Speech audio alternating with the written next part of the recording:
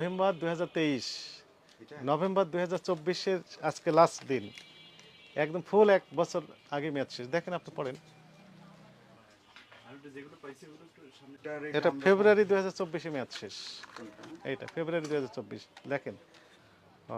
এটা মে 2024-এ মেয়াদ শেষ। কেটে রাখছি কেটে রেখেই তো সুন্দরভাবে বিক্রি করতেছেন। না না কেটে রেখে আমরা এটাও 1 কোম্পানিতে বছর দিয়ে আগে দেবো মেয়াদ তো, শেষ, আমরা ওগুলা নভেম্বর ওইভাবে 2023-এ রাখছি। মেয়াদ শেষ। এটা হচ্ছে, এটাও মে